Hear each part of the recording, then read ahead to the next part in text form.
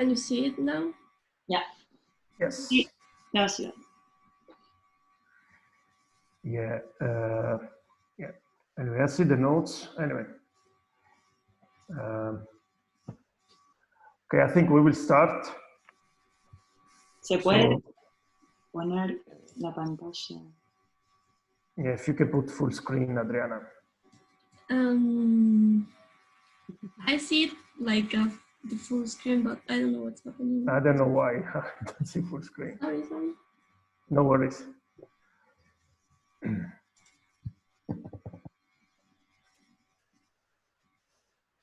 No, no importa. Empecemos. Sí, sí.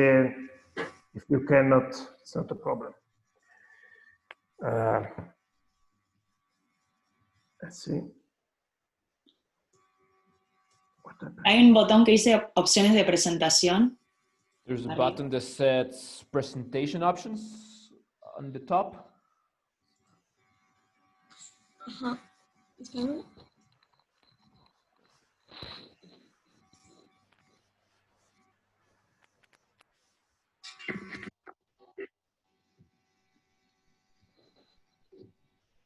En la barra de arriba, opciones de presentación. Ahí está. Sí, sino que Top no part, le yeah. no Presentation los tengo options, activados. no. No sé por qué. Okay, no es un problema, Adriana. We know that you had some problems with the computer, so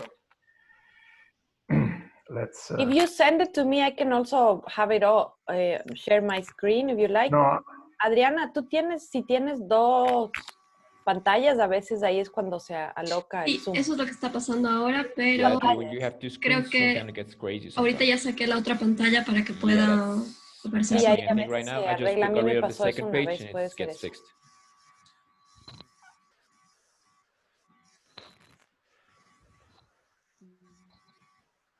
Yo también puedo, si querés, Adri, si me compartís, la puedo mostrar. I can also Ahí, share it, you know? ya pueden verla completa. Can you see it now? No. ¿No? No, ok, no se puede. Ahorita algo Okay, no, pasó. no, I can't do it. Something happened and no can do.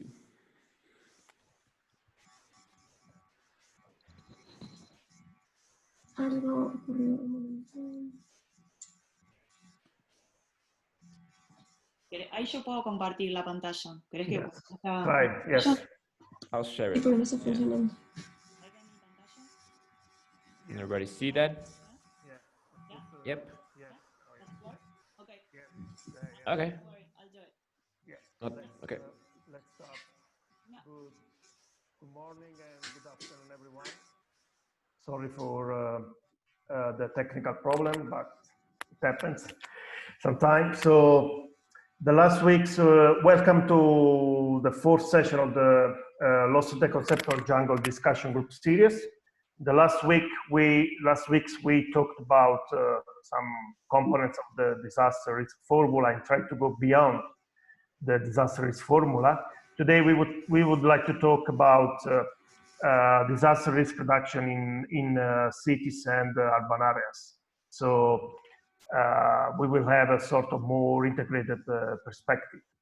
However, before doing this, Eva, if you can go on the next slide, we would like to do a quick recap from the last session. It was really a very interesting and intriguing session with a lot of inputs from a lot of people, and we realized that we also need to talk more about these topics, and we will do this in the next week. However, so last week we had Daniel talking about his perspective on exposure, and then Ryerson, that I think today is not here, talking about the difficult relationships between vulnerabilities and capacities. There are a lot of points to discuss. However, we think that the main points are there's four.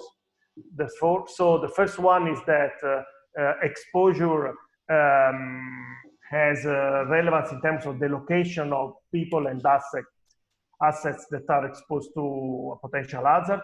But of course, exposure is a dynamic concept that evolves in time and space, both in the short and long term. the other point is that vulnerabilities and capacities are social, political, and economic factors, and they are key components to understand the disaster risk as a social construction. And of course, these concepts are rooted within the structural issues of the society. So they evolve, change, and reproduce along the history and along time.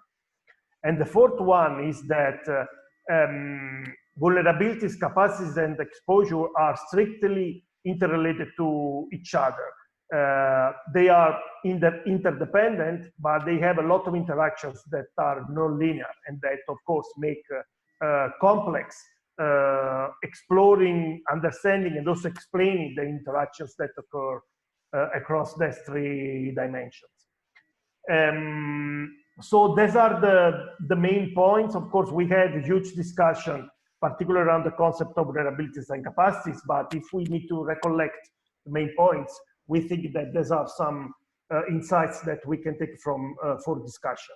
And obviously, we would like to have a quick discussion around this. What do you think? If you agree, if you disagree, or if you change your mind about some of those concepts. So in case someone would like to talk, please raise your hands in the chat, or yes, just write me and write in the chat that if you want to talk. So please, if anyone want to have some comments, now is the moment to do it.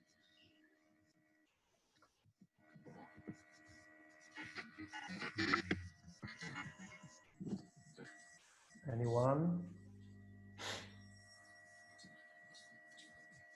Jenny, as always, go ahead. Yes, so one of the things I wanted to say relating to this is the concept of overlapping temporal and spatial scales.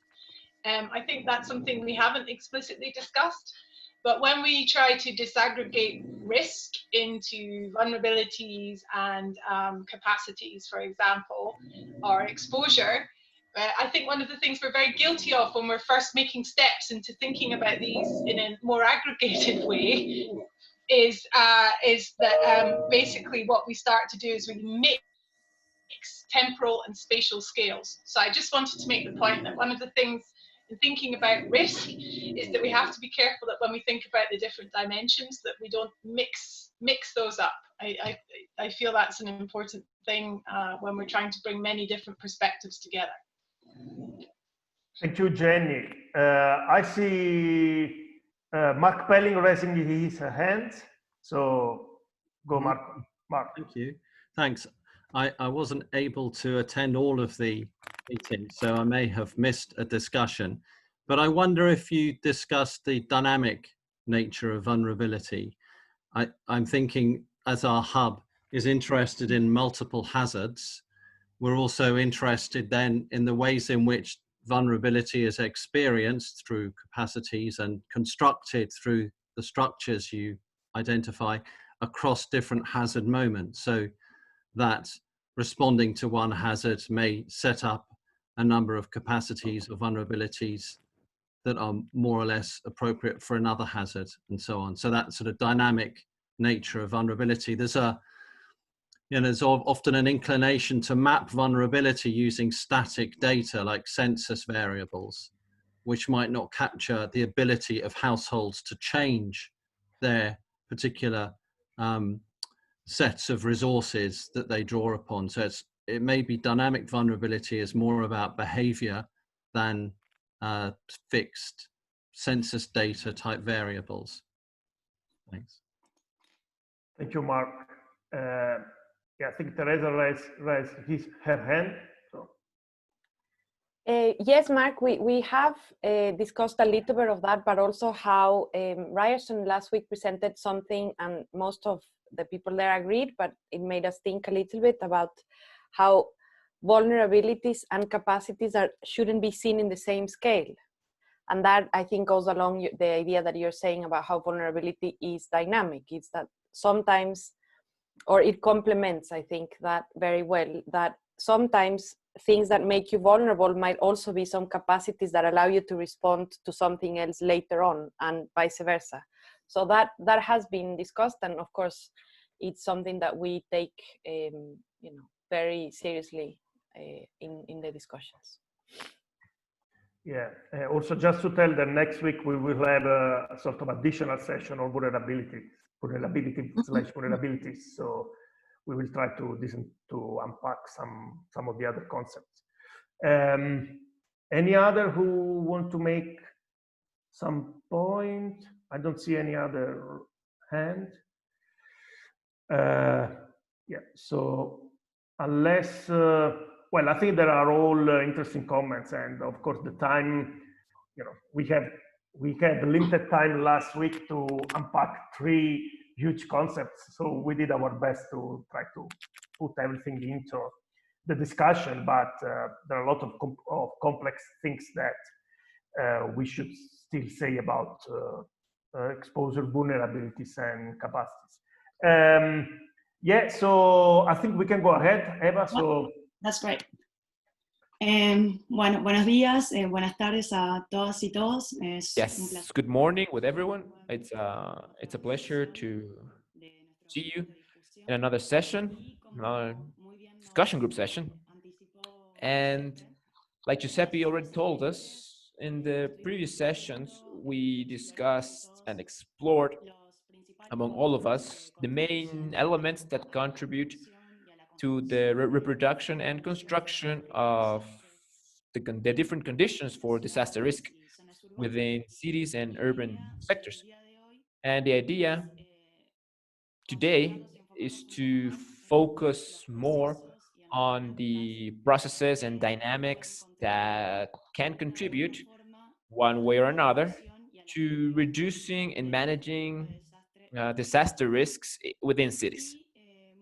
And well, the main reading we were assigned for today's sessions from Ana Label, and the specific chapter that we recommended focuses primarily on disaster risk management at a local level, and on the relevance of paying attention to the local level and the conditions of the context when we're thinking about those practices that could contribute to reduce and manage in a more efficient way all these disaster risks. And something that we thought was very important about the way in which we understand risk management is not to understand it as a technical process per se, or as a series of technical tools, but rather as a social process, a very complex social process that doesn't have to be seen as separated, but rather needs to go hand in hand with the planification and management of urban development. And in different, we're trying to think about the social construct of risk, of disaster risk. Label also established to manage disaster risk in that same sense.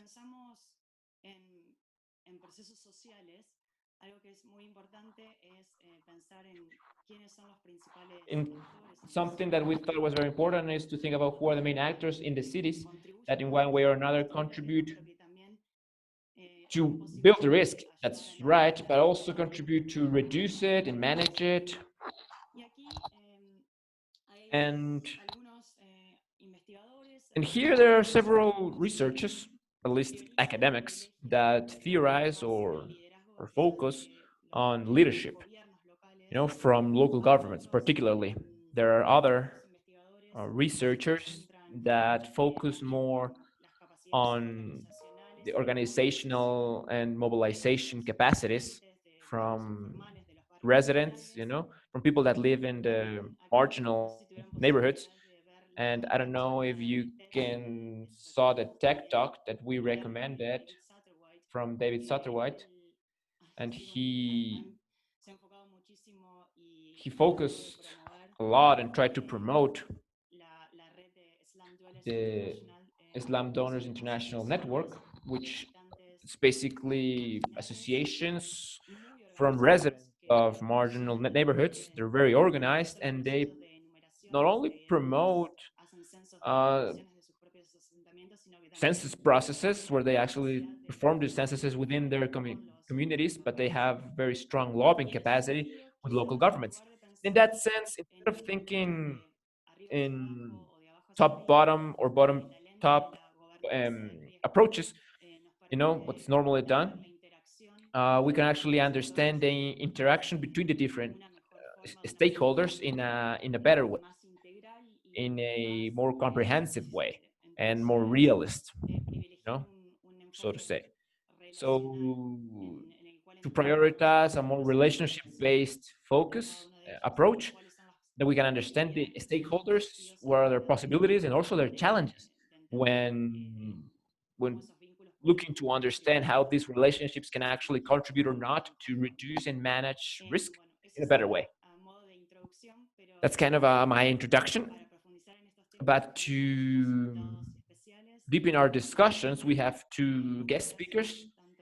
Thank you very much, both Marco Córdova and Alfredo Santillán, for accepting our invitation to present their experiences and also their knowledge around these topics. So we are going to start with Marco, also taking advantage that he did a presentation on urban governance and risky governance on Monday. So Marco, I don't know if you want to share your screen now. And afterwards, we'll begin with Alfredo.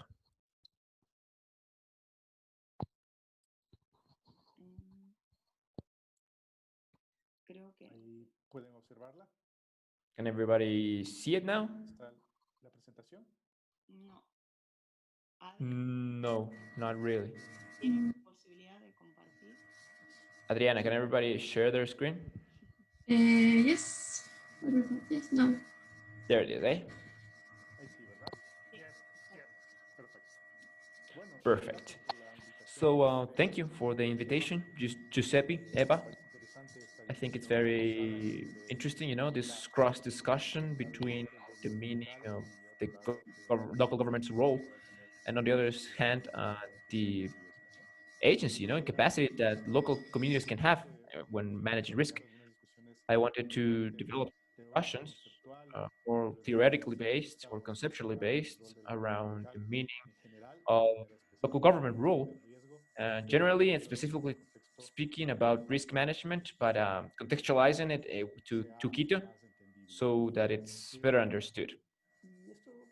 And it has to do with a question that I think is important to say at the beginning of our talk, which is how do we approach or how do we analyze this political dimension of territory? I want to talk in the broader sense of territory, understanding within it also the urban and city categories, both of them inscribed in this idea of territory. There's basically two ways to approach or construct this political idea of the city. On the one hand, the one that comes from the neo-Marxist tradition and from the critical geography as well, when the urban in and of itself has an intrinsic condition of political processes. This idea of social constructs and the space that Castells established back in the 60s, and that there's he wondered whether or not political concept in discussion, in the social context, but within his current concept. But there's a second type of approach it, and has to do with what the political science has set forth, which is to understand the different political levels in the territory. Meaning there's a national level where there's disputes with the assemblies, associations, etc. There are subnational as well, the links that take the policy to the local level, where there's an own policy that's developed as a function of specific dynamics of that level. So there are two different approaches, right? And they aren't one is more important than the other. No. The subject of study is the territory, or the study subject is the political in and of itself, as mentioned by the first or the second. I myself position myself on the second idea, which is the political science one, but it doesn't mean that both are not related. It's important. I mean, these approaches are important, especially the one from the political science, because that's when we can understand the territory as a key element of the entire political, urban, or city-wide construction, while the territory has a more relationship-based idea, very fixed, that allows a multi-level governance and through it to approach the local governments, and from a horizontal point of view to approach and get closer to non-state stakeholders. I like this idea of territorial governance more than urban governance because that allows me to understand how this interaction system between different territorial levels and also between different political, economic, and social contexts configure multi-level governance systems, like we discussed on Monday, for instance, looking at ways, and also in the horizontal, on the horizontal arena, state, society, market, which is important. On the vertical side, I already explained this, not only the relationship between the global and national level, but also the regional and local level. So it builds a very complex matrix of what policies and politics means, understood through these territorial dynamics. And on Monday, I also showed you kind of the difficulty that exists when we understand or when we are beginning to approach this idea of risk management.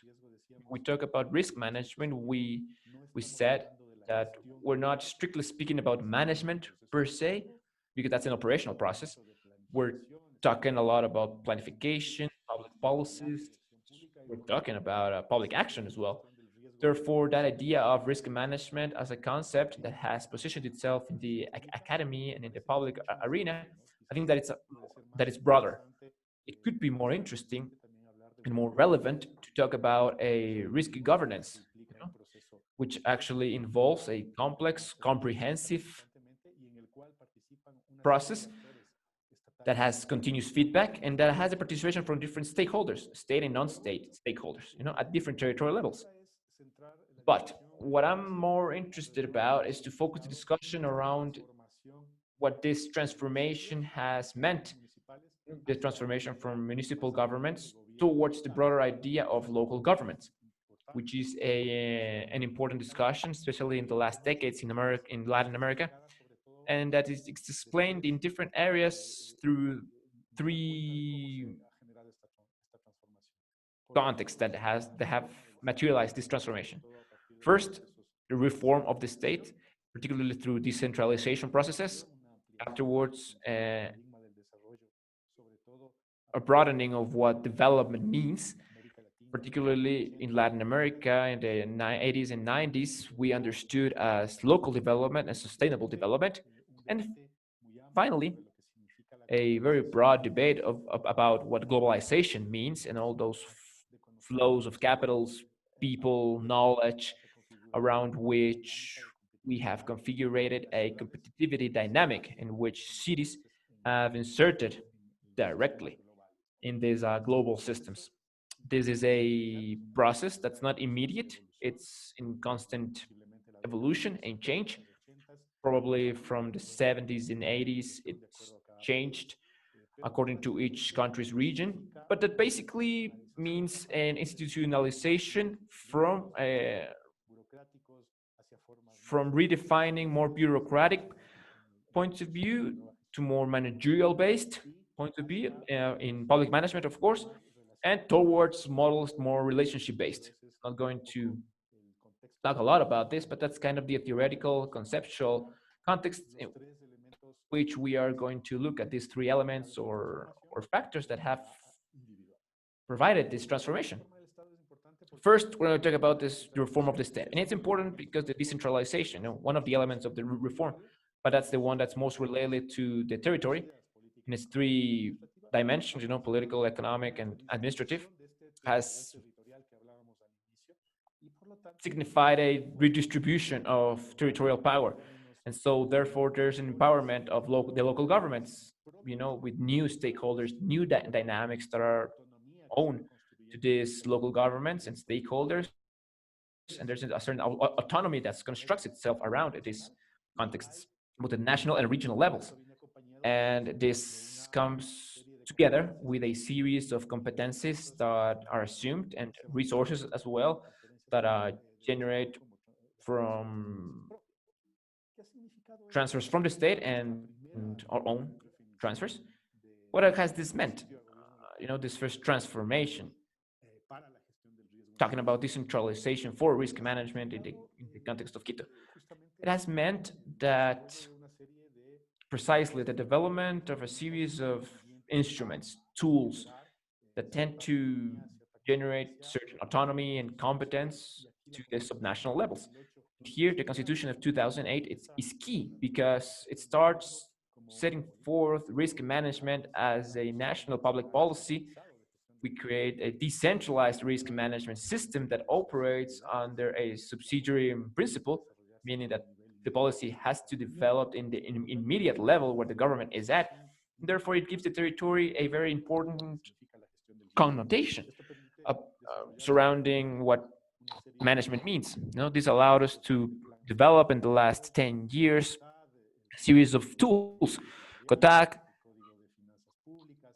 public finance code, organic code, and so forth. So when we review literature, when we do a more comprehensive analysis of what risk management has meant for this country in this decentralization process, we find that there's no law that actually covers or that collects all these strategies, particularly the organizational ones and the normative ones, and that risk management is actually inscribed still in the public security of the state. It's kind of a layer of what security means in the broader sense of the word.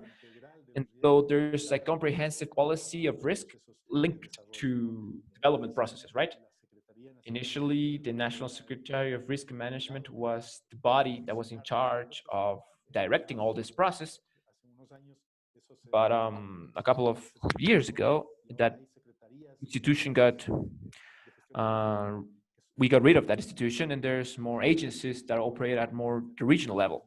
And they try to land, at a local level. So all this decentralization process has its limitations in a way, and the development and risk management and very linked to the real capacity of each of these local governments. In Ecuador, they're called decentralized autonomous governments, meaning there's no multi-level articulation that allows for a better empowerment. That's actually coherent with the local proposals of the local governments. Risk management is in this at the local level is kind of hanging there and depends on what each local government can actually propose, and with each of them their own limitations and with the restrictions that the institutions can actually impose on them. To visualize what happened as of the Constitution of 2008, there's a whole process that went on until we reach a local level, where communities are very localized in neighborhoods, for instance. What has happened in Quito? This decentralization has meant that we have generated a different set of institutions, normative institutions. For instance, the Metropolitan System of Risk Management is a very big institution that manages this whole process, but also within the development metropolitan plan, they have included elements of risk management. We created an institutionality that's linked, as we will see further on, to the Secretary of Security and Governance, and more precisely to the Metropolitan Office of Risk Management. At the national level, we also see this. I mean, we haven't really created a plan for risk management, But this decentralization process that looked to generate empowerment, autonomy, and to give more competencies to the local government hasn't really taken off yet. The second point that the literature tells us, that shows us how local governments have transformed, is development.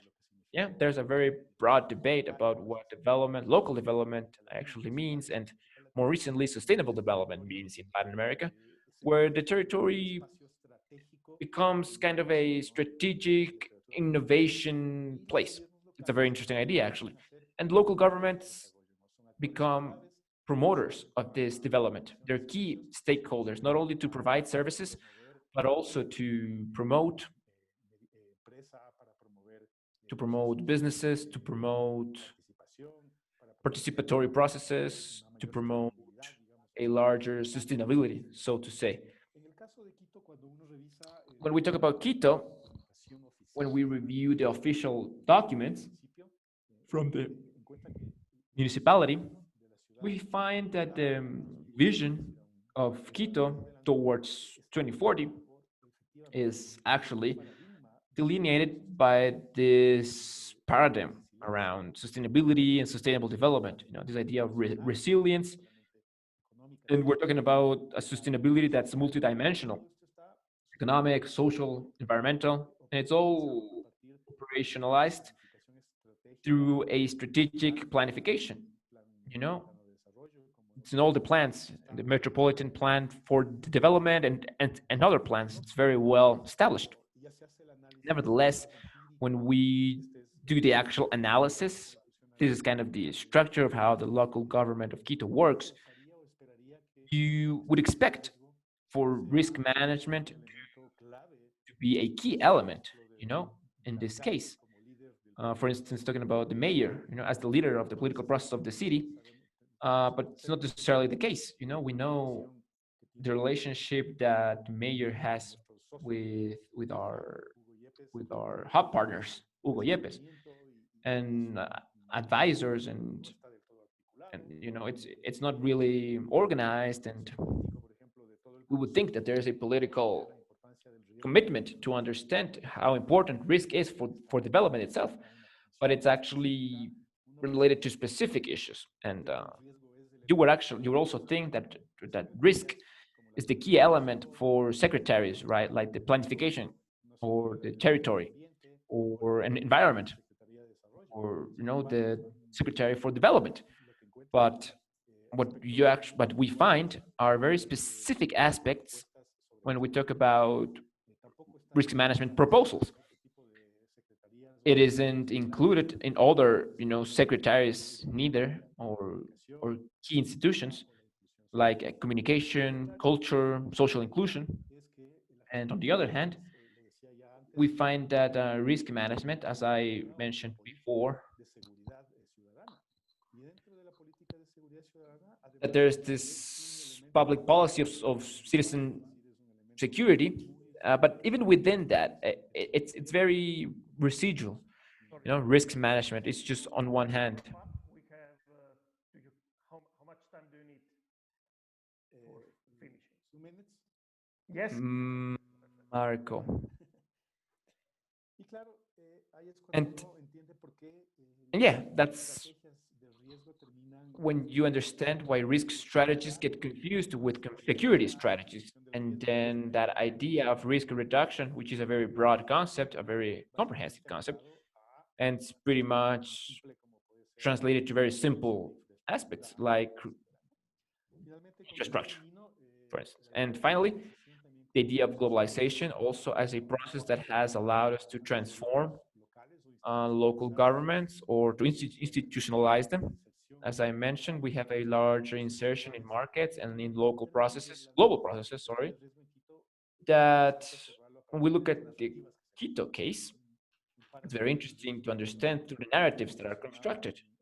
A paradigm around risk that's very well positioned within the city, and that responds to global narratives, and regional narratives as well, on which the regional government is a part of, through conferences, through discussions, where the city gains its strength, all this idea of a smart city sustainability through narratives that are constructed from the international cooperation primarily, especially from PNUD and etc.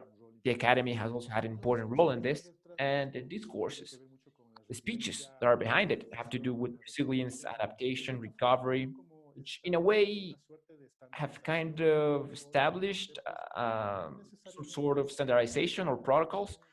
There's no very proper or efficient discussion around what risk management actually means. So yeah, this is my last slide. Kind of the conclusions of the workshop we developed a couple of weeks ago on Quito Resilient, and it shows us precisely that. A workshop that had the participation of many stakeholders, particularly from the municipality of Quito. They placed the city's government with moderate capacities with a low resilience.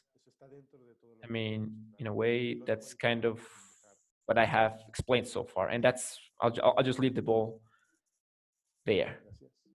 Thank you. How do I? Yeah, thank you. Gracias, Eva. Eva, you are on mute. Eva? Sorry. Muchas gracias, Marco. Thank you very much, Marco. Very interesting. Thank you also for making us, for allowing us to see the results of the workshop that you did last week. I think that's also a starting point to discuss on after Alfredo's presentation. So after listening to the perspective and the leadership role that governments, local governments can play, as well as municipal governments in risk management, now we're going to move on and see the role that base organizations and organized groups from the informal and marginal neighborhoods can actually have. And for that, we invite Alfredo so that he can talk a bit about his experience, his vision from the city of Quito. So, Alfredo, the space is yours.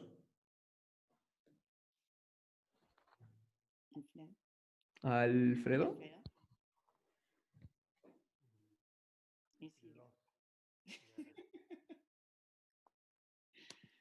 Wake up. ¿Está Alfredo? I think Alfredo is frozen. His image is freezing.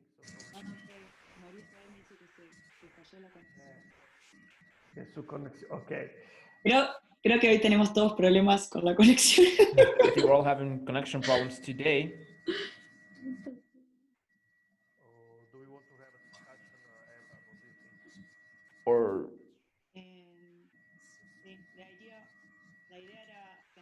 the idea was kind of to listen to Alfredo and afterwards have a discussion. But yeah. Bueno, quizás entonces, mientras esperamos a Alfredo, podemos tener una pequeña discusión y So while we wait for Alfredo, we can start with a small discussion, pose questions and some comments based on Marco's presentation primarily. This idea of the difference between municipal governments and local governments and what that implies in the decentralization process is very interesting. So I open the discussion for whomever has questions or comments, for that matter, a reflection maybe on the presentation we just heard. You can just raise your hand on the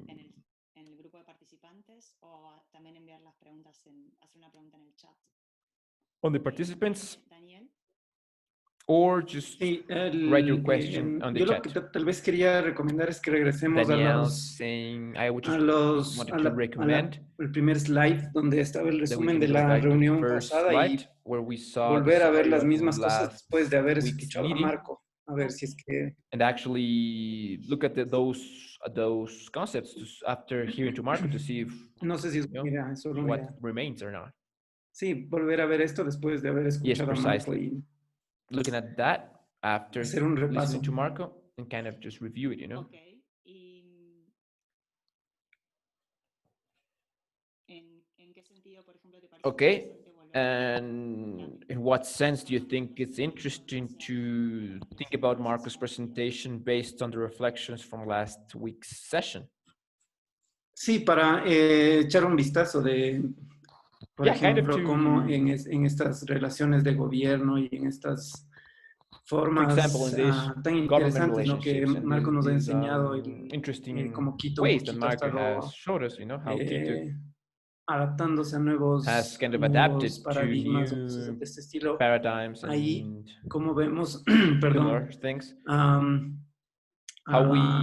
como si es que esto ha tenido algún efecto en el, en el cambio de la vulnerabilidad, por ejemplo, de las personas, o como la construcción del riesgo en esto, la construcción social que ahora es lo que estamos principalmente discutiendo, ha ido cambiando un poco o sigue igual o little by little, or if it peor remains, o mejor, no sé. I mean, it's better or worse. So, okay, kind of think about the real impact. If there's been a way of transformation through this process that we are living through. Por ejemplo. Yes, for example.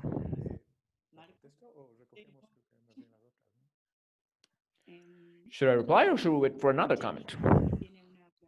I think Jenny has a question as well. Yes, my annoying dog is barking right now, so maybe go to someone else first of all.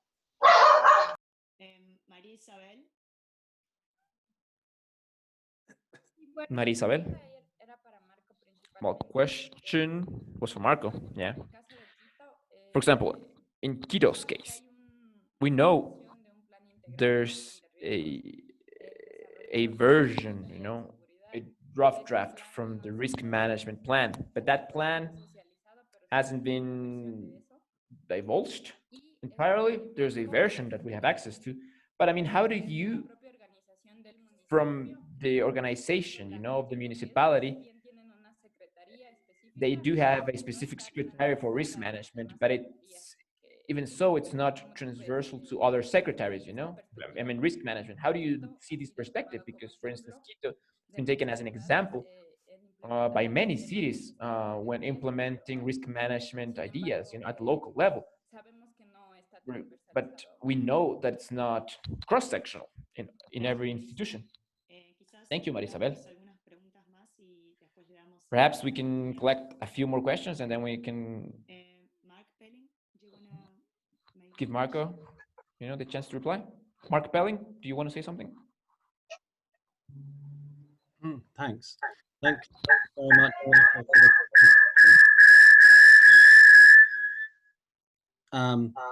There's one comment and a question, if you can hear me.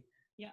The comment is, I think Marco mentioned security and the way that risk was being understood as an issue of maybe state security or crime or terrorism. I wasn't sure, but but maybe if it is, what that means for risk reduction. Does that mean in Quito and Ecuador there is a group who understand risk reduction as very much a sort of military policing, controlling of space agenda that we need to be aware of? And then a question really arising from the workshop as well that we conducted last week, where the respondents suggested their desired future was a large increase in resilience, but that to achieve that, some stronger decentralization of government was desirable. And I wondered, Marco, if you could think of any tangible interventions that might enable that, particularly that. So how can specific acts of decentralization enhance resilience for the urban poor? Muchas gracias, Mark. Tomamos una pregunta más de Camilo. Thank you, Mark. We'll take one more question from Camilo, and then we'll give Mark the chance to reply to all of them. Do you agree, Marco? Camilo?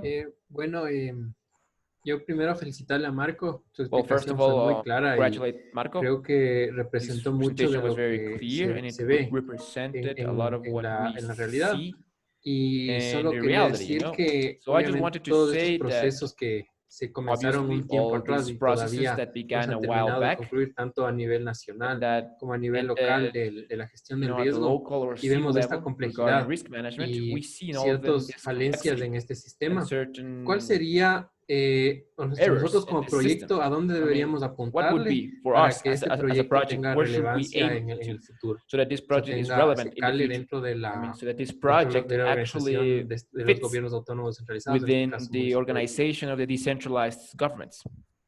Muchas gracias. Thank you. Gracias a los comentarios. Sí. Thank you for all the comments. Yes, okay. Remember that kind of what I wanted to present as a context is in what sense has there been a transformation from municipal organizations towards local governments? I mean, more complex ways of governments with more capacities that are the ones that we currently need to solve complex problems, such as risk management or mobility, for instance. And what we proved in Quito, and perhaps not only for this issue, but for several, is that there's not necessarily an institutionalization of local government, in Quito particularly. And I'm sure the municipality of Quito is the most institutionalized in the country. But despite that, it's not actually at the level that means, so to say, actually recognize problems such as risk management that has to do with development, that has to do with resilience construction, etc. So that's kind of the context, right? To understand that, like Maria Isabel said, even if there is a discussion around what risk means, is it clear or not? It's fed from the academy, from our international organizations. There's a draft of a comprehensive plan, but in the practice isn't actually cross-sectionalized in all the institutions or organizations as it should, nor is it implemented as it should. I mean, there are institutional flaws to articulate, on one hand, what would be a public policy of risk management, and there are flaws in capacity as well, like we saw in the workshop results to actually implement these. I would think, taking what Camilo mentioned, perhaps what we could do from spaces as the hub is precisely to help or contribute so that cross-sectionalization or that articulation isn't only conceptual, but also operational, and that it can be developed, actually. We have discussed with some people from the Secretary of Planification, from the Secretary of Security, and they're aware of what risk management means. I mean, they have strategies in place, but they're not really talking with one another. So it would seem that there's a lack of leadership there, actually. And regarding what Mark mentioned, it's interesting because, in a way, perhaps it isn't just about public security, or it isn't at all public security, the paradigm above risk management, but actually human security. It's a paradigm that was constituted or implemented very strongly in Quito between the 90s and the year 2000. And it has two main principles, which is the participation and cohabitation, and that those two are key to understand all the different and possible threats that a human being can actually experiment. That's a very broad concept. It's very criticized as well. So that idea of threat and risk is precisely where the idea of risk falls, you know?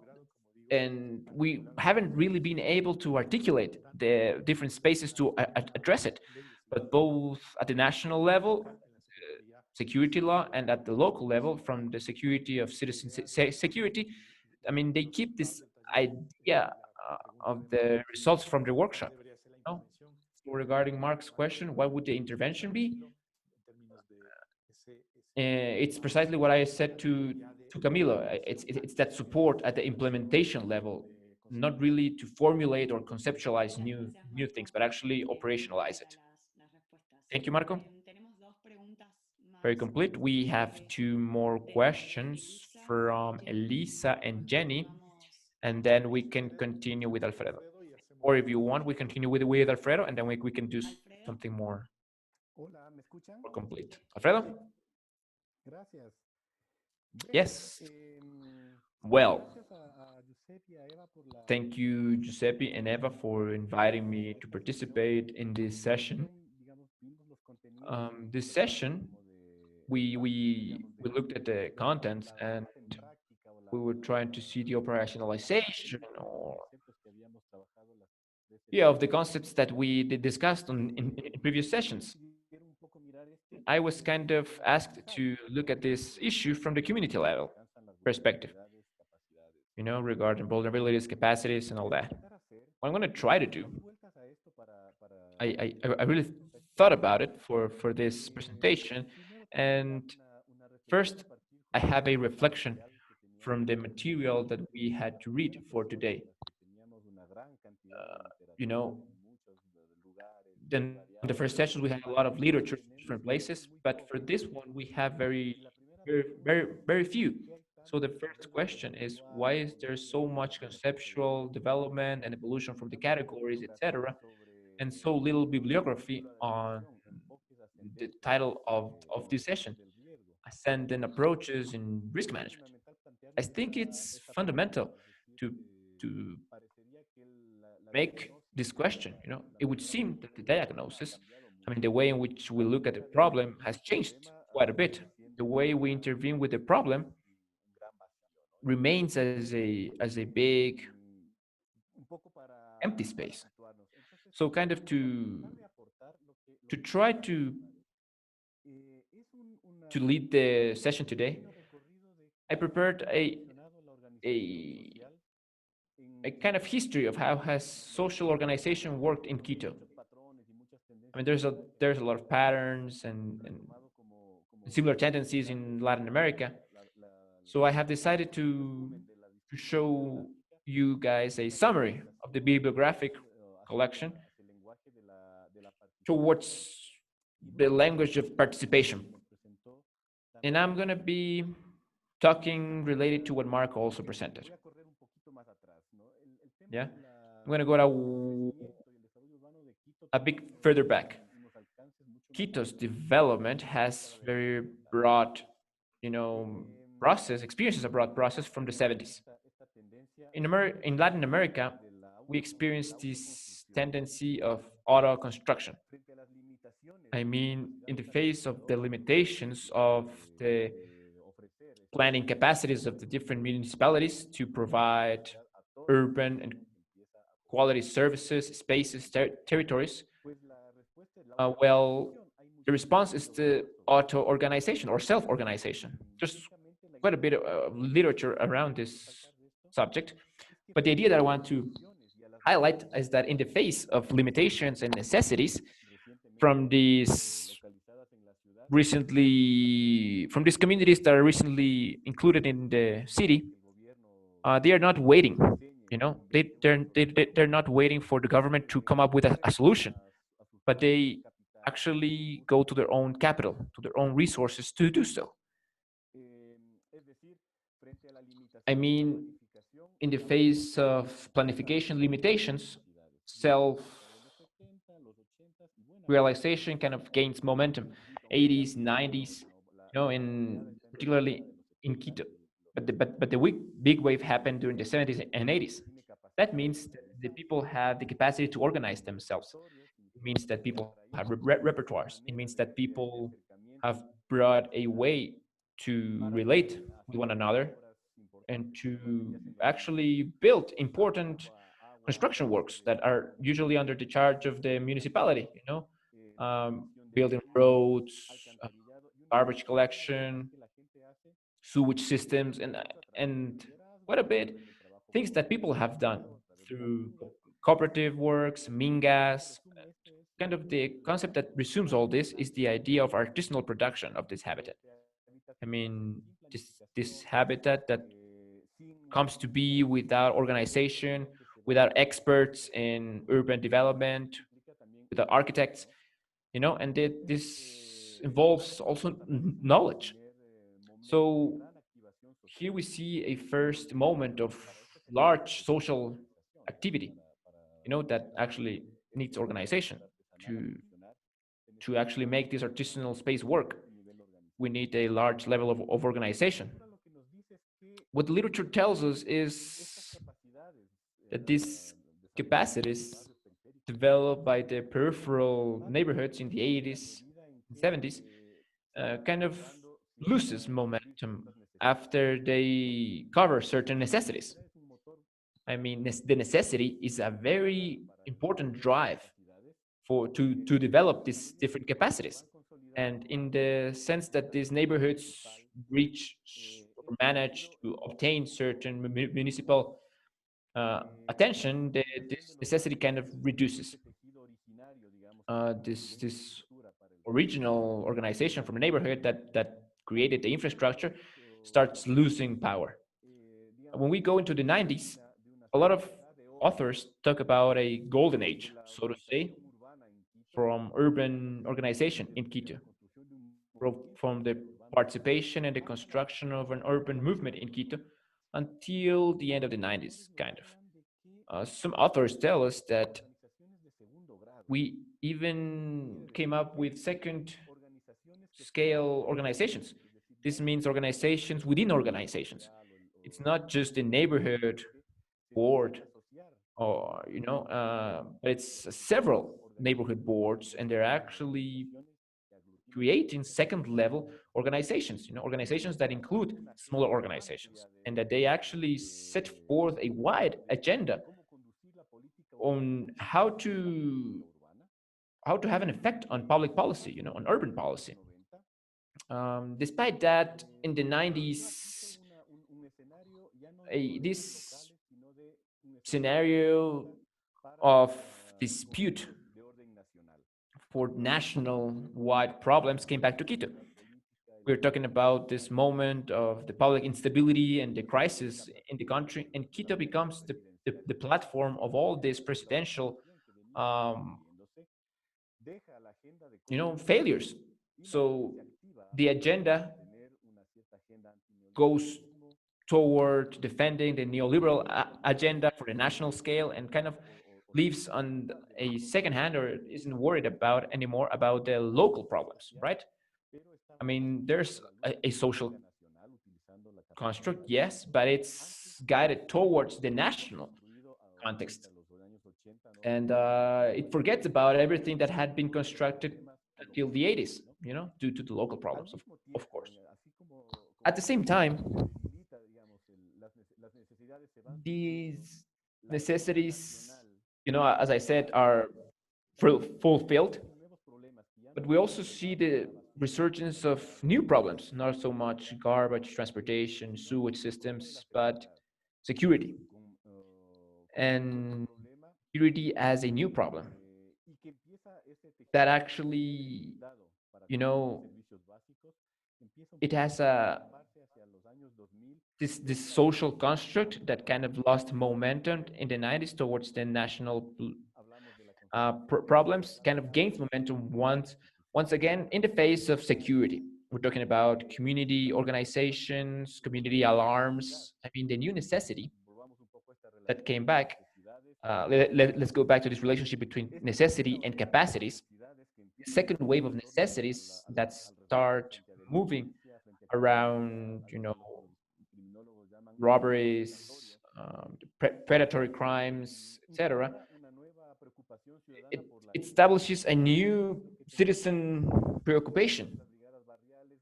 So on top of this community brigades, there's the closure of public spaces, kind of from a citizen point of view. They do it to demand security. This is something we discussed with Marco in 2005, 2006. I mean, we got to know a lot about the institutionalization of the municipality precisely from the citizen security perspective. Marco told us about a little bit, how the debates worked around that concept and how they tried to do something more comprehensive towards human security. But it's precisely in this point in time in which a new necessity appears that's linked to security. That left institutionality behind, that's important. It left social tissue behind. It remains as a demand. And I'm sure that once we go back to working on the field and when we talk about risk, the first thing that people are going to tell us is, the risk to insecurity or to crime or to robbers. That's kind of the idea right now, and it's related to that time. And mentioning the Constitution of 2008 as a new moment where the institutionality is redefined and the role of the state researched with a lot of strength, right? What happens here? I mean, from the political instability of the 90s and beginning of the 2000s, we go to a decade under one government. It's the decade of Correa. And there's very few papers on this, but some of them are very important. And they ask themselves, what happened to the social movement, to the neighborhood organizations, in this time where the government gained momentum? One of the most provocative theses, in my point of view, is the idea of how the social organizations were seen, I mean, they were very active when fighting against the neoliberalism and so on, but they were seen as the possibility to build the social base for a more centralized government model. What we see pretty clearly is that in this decade, what we lose in the urban social movement in Quito is the capacity of autonomy, to set their own agenda based on their interests. And it became the social base that supports the government agenda. I mean, the government was aiming at reorganizing society and social organization. Precisely, that's as a political driver, for this new role of the state. So that leads us to understand that there's no real firm, strict, clear agenda for projects and city from the civil society. From that point, we can understand what Marco is saying. I mean, this predominant role that planification and the municipal government have when defining the future horizons, I mean, his diagnosis goes on the side of resilience, if we want a more resilient society, right? And of course, institutionality also sets the agenda, but it's not coherent, as Marcus said. But it lacks a balance and check in the society that's able to say and decide, after the weakening in the 90s, it comes a point in time in which we recover certain interests in the social organization of the city, but looking loyalty in that social organization to the political process, but not really to the community itself.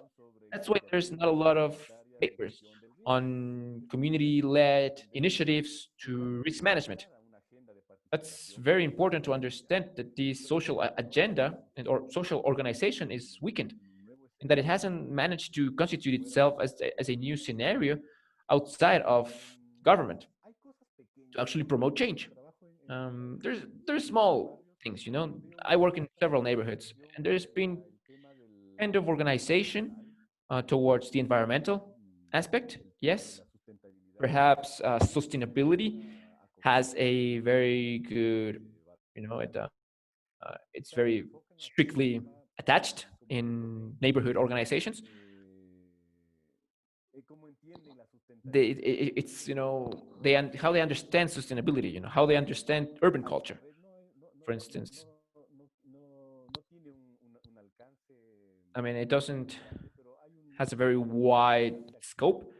There's a very active social tissue. For instance, they want to retake this self-cultivation idea, right, as a viable option within cities.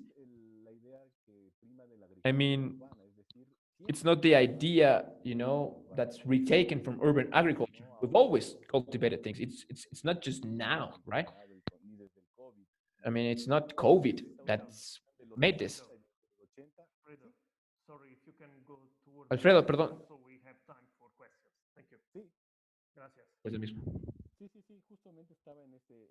Yeah, Yeah, precisely. I'm closing right now.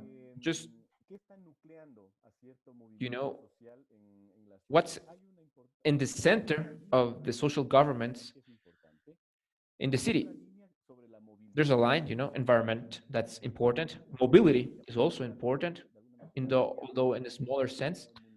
But they kind of have a way to dialogue with the municipal government. And I think that's something that links these two ideas is sustainability, really. To have a more sustainable city. The idea of resilience is more established in the institutions and not so much in the social tissue. So it's kind of foreign to them, actually, still. But sustainability is actually an idea that they're very fond of. I think that's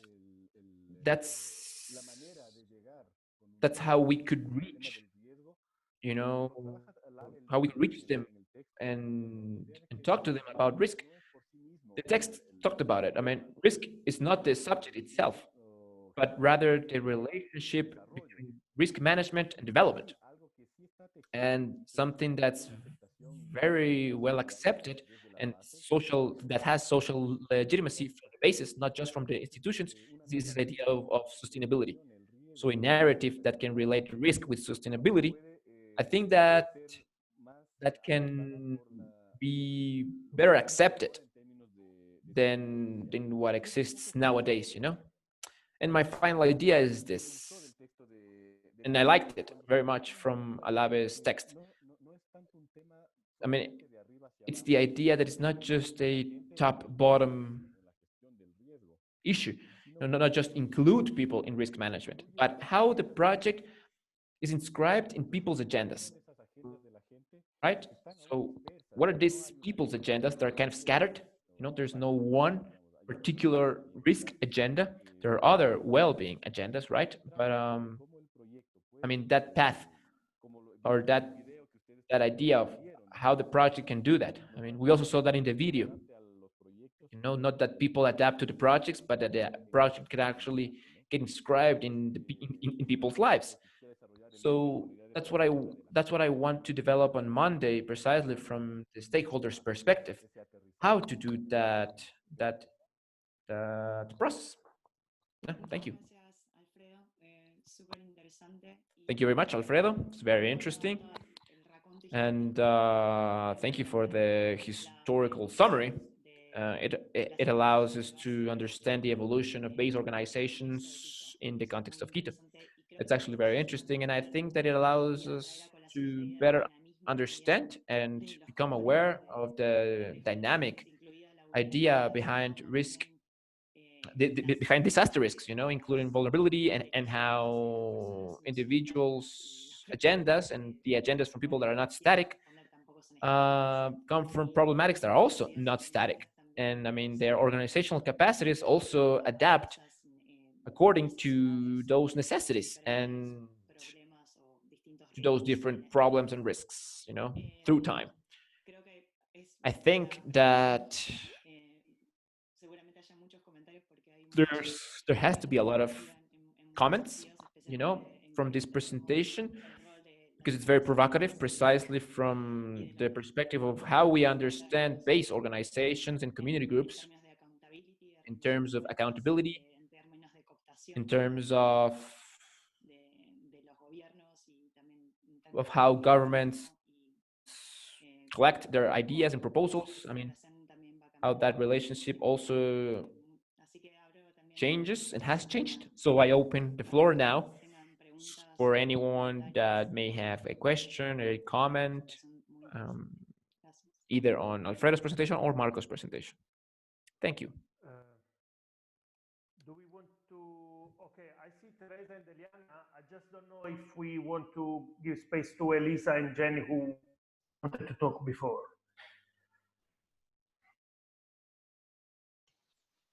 Hello? Hello. Yeah. Hola. So now the annoying dog is being removed. Okay, so Jenny and Elisa and then Teresa and Eliana, please. Yeah, so it's really interesting to now have had both the presentations. I want to kind of ask a question to both Marco and Alfredo. But first I want to say to Marco how very exciting it was to see some data from new data that's been generated by the project. Really, really exciting. It's really nice to hear all these discussions about how we must embed what we're thinking about risk in broader concerns, both in the municipality and with the communities. And one of the things I wonder whether it's important for us to think about is actually similarly to how Alfredo said that it's embedding the process, risk management, thinking about it in terms of the process of development. I actually think for us as academics, one of the things we maybe need to think about is the process of moving from analysis of risk, which is really what that first slide is talking about, where we try to think about the different dimensions of risk and how, whether we quantify it or understand the underlying drivers, to the management of risk.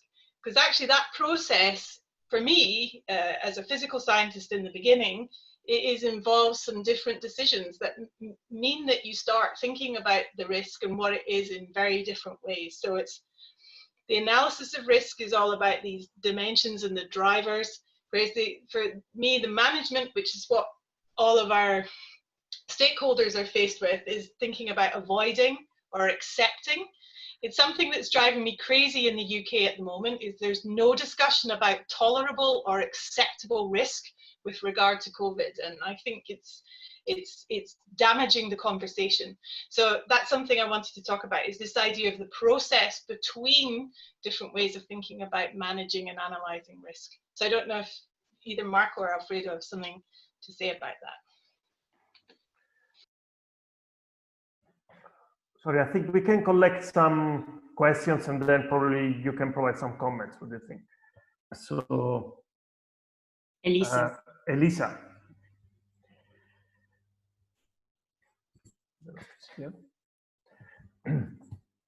Elisa. Hola. Sí. Hola. ¿Me escuchan? Sí. Hola. Sí, ¿qué Hello. tal? With everyone. Estoy con la cámara, pero se pone súper lento el internet. Excuse me that my camera is not on, but the internet just goes very slow. Bueno, yo estuve revisando un poco. Well, my comment has to do with the fact that I was reviewing the neighborhood legalization documents in Quito. One of the conditions that the municipality set forth to legalize was that the community took charge of the mitigation works. So the municipality legalizes the neighborhood, but makes you responsible of all the mitigation works that, of course, can have a very high cost that's unattainable from the actual budget of the people. It conditions them to the fact that if they don't perform these works, they can revert the legalization. I don't know if there's any precedent where a reversal from these legalization permits was actually performed from the not fulfillment of mitigation works, or is it just a threat from the municipality? And thinking about what Marcus said, risk related to security, where does it fit? The institutional perspective within risk, because in this case, it's impossible for people to pay for containment walls, but it's they just can't do many things. But the municipality just washes their hands. They say, I don't know, I notified you, you had to do it, and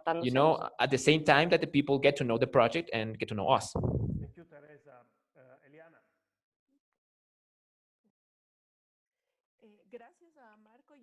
Thank you, Marco and Alfredo. It was very interesting to be able to listen to your reflections, because it's been 20 years that the university has been working with the municipality. We have been able to see this, but perhaps we didn't understand the social behaviors, you know, from the social sciences, because we have always worked on them from the threat perspective. And of course, we have seen that when people get organized and when then they manage sewage systems, you know, they manage water, the organization just loses power. And in many cases, the people have requested the threat aspects, you know, but why? To obtain these basic services, you know. They really don't care if there is a volcanic eruption, an earthquake, a water flooding. I mean, they don't really care. And we're seeing that as a university as well. The neighborhoods request risk analysis and risk studies, not because they are actually worried about the impacts that could be generated by these threats, but actually to obtain the legalization of the neighborhoods. And as Elisa said, afterwards, these mitigation works that the municipality asks for, you know, the municipality asks the residents to do them. And there's this problematic that exists there, you know? So my question is kind of, how do we focus the project regarding this perspective that the citizens and the residents have? I mean, perhaps they are interested in these aspects, you know, in threats and vulnerabilities, but as a function or as a tool to legalize the neighborhood. It doesn't really exist in their minds as a way to understand a global impact, you know, or a larger impact that could happen from a very strong earthquake or water flood, for instance. I mean, how can we work in that sense in the neighborhoods that we are working now as a project? Thank you. Gracias, Eliana. Unfortunately, we don't have too much time, but of course, it's good to listen to some replies by Marco and Alfredo. So go ahead, whoever wants. Marco, you can go and then Alfredo. Sí, sí, gracias. Los comentarios finales. Yes, thank you for the final comments of Jenny and Elisa. I think that they help us understand kind of the objective of today's discussion, right? To compare the institutional role of the local government versus what the social organization means or the social agency means. And I would like to summarize it around this big paradox that talks about social participation as a contemporary concept of political science, particularly in this current political processes, you know, that we mentioned, like the sustainable paradigm or human sustainability, that define public action as a process of state and non-state stakeholders. So as a concept in and of itself, there's the need to incorporate the community in the processes of policy creation, organization, etc.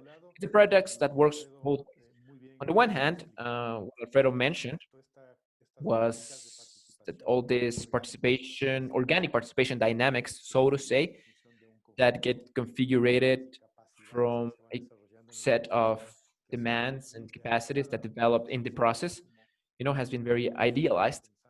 I mean, the literature has always thought about in the way they participate, you know, as a more authentic participation, more effective participation, etc. The case of Brazil, for instance, with all the urban transformation from a very organic participation was kind of the driver that led the entire Latin America to think that we can generate a structural change that in the end wasn't possible, versus that institutionalized participation, right? That participation that the authors say it's not participation anymore. It's a participation that's derived from all these transformation processes that I presented through the generation of tools like participatory agendas, participatory budgets, where participation it's neutralized in a way. It's not an organic participation that moves based on the self-interests, but it gets instrumentalized for the aims of the local government. There's kind of an inclusion aspect, but it's conditioned in many ways. So there's a paradox there. And the question is, and the question that Mark mentioned and that Jenny said as well, or Lisa, about what would be the objective of the participation. I mean, do local governments want people to participate in their processes or not? if you ask them, outside of the screens, these public officials, how do they see citizen participation? They just say, well, we're not really interested in that because they don't really know much, they're difficult to processes, etc. I mean, I think that besides this paradigm, the reality is different, So that's a very large paradox that we have to solve, on the field.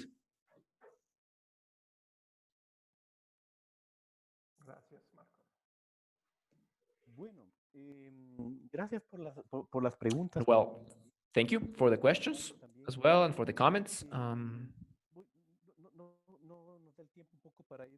Wouldn't have the time to reply to all of them one by one, but I'm going to do something more global. I think we have to establish ourselves in this action-reaction game, In the face of the actions of political decisions, the people take certain reactions, If the municipality did not do something, the people do it. Or if the municipality changes and wants to do something, then the people develop, in this sense, an interest, a repertoire, a way of doing it. I mean, in the end, this game of action and reactions,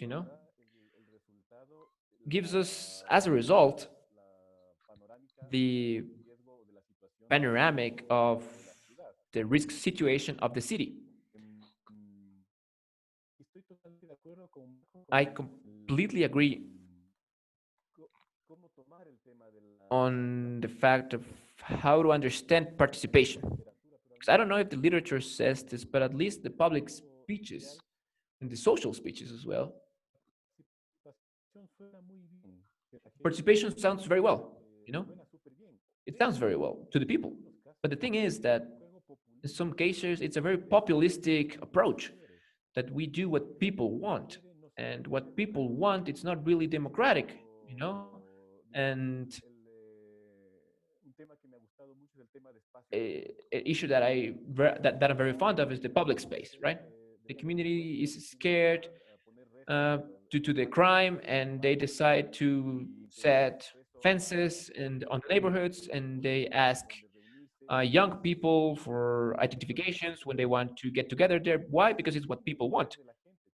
How do we define this what people want? Did they all participate in this decision, or was it only a couple of leaders and their families? I mean, there's a very complex situation going on there. The community is not a conflict-free area. It's not an interest-free area. It cannot be. We cannot have a society filled with interests and conflicts, That's part of the negotiation process, right? Approaching to the community means understanding them in their complexities. Communities are also contradictory, they're complex. There's no a sole perspective that benefits everyone, right? So regarding the organization processes, there's something we can learn about them. I mean, people know how to tell the things to the municipality, right? If the municipality decide to change the regulations, say no, you can't do that because the new regulation says you can't legalize in the way we used to, right? So let's say that this action reaction game changes, and it forces people to innovate their repertoire. I mean, where their capacities stop being effective, they will mutate and change into new capacities.